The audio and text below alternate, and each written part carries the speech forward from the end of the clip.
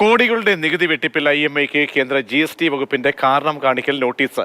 Balance ഷീറ്റിൽ കൃത്രിമം നടത്തി നികുതി വെട്ടിപ്പ് നടത്തിയെന്ന് കണ്ടെത്തൽ.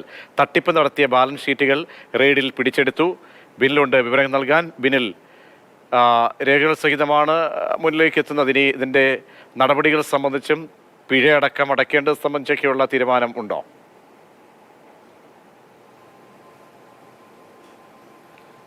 പ്രജീഷ്, ഡോക്ടർമാരുടെ സംഘടനയായ IMAയുടെ കേരള ഘടകം വളരെ ആസൂത്രിതമായി നികുതി വെട്ടിപ്പ് നടത്തിയെന്നതാണ് കേന്ദ്ര GST വകുപ്പിന്റെ കണ്ടെത്തൽ. ആ കണ്ടെത്തലുകൾ ഉള്ളടക്കം ചെയ്തുകൊണ്ടാണ് അവർ ഇതിൻ്റെ ഷോക്കോസ് നോട്ടീസ് ഇപ്പോൾ IMAയ്ക്ക് നൽകിയിരിക്കുന്നത്. ഈ ഷോക്കോസ് നോട്ടീസ് പ്രകാരം തന്നെ ഏതാണ്ട് 45 കോടിയോളം രൂപയുടെ നികുതി വെട്ടിപ്പാണ് കണ്ടെത്തിയിരിക്കുന്നത്. ആ നികുതി വെട്ടിപ്പിൻ്റെ തുക 45 കോടി എന്ന് പറയുമ്പോൾ അതിൻ്റെ പിഴയടക്കം വരുമ്പോൾ ഏതാണ്ട് 100 കോടിക്ക് മുകളിലേക്ക് അത് പോവുകയും ചെയ്യും. പിഴയും പലിശയും അടക്കം വരും എന്നതാണ് ഇതിൻ്റെ ഏറ്റവും പ്രധാനപ്പെട്ട വസ്തുത.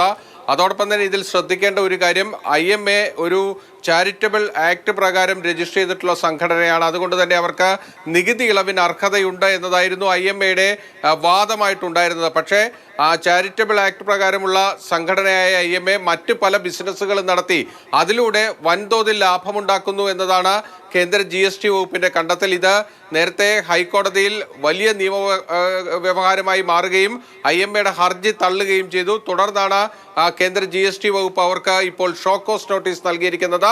ആ ഷോക്കോസ് നോട്ടീസിൽ അക്കമിട്ട് നിരത്തുകയാണ് എങ്ങനെയാണ് ഈ സംഘടന നികുതി വെട്ടിപ്പ് നടത്തിയത് എന്നതാണ്. ഇവരുടെ വിവിധ സ്ഥാപനങ്ങൾ വഴി വിവിധ സംവിധാനങ്ങളിലൂടെ അവർ വലിയ ലാഭമുണ്ടാക്കുന്നു.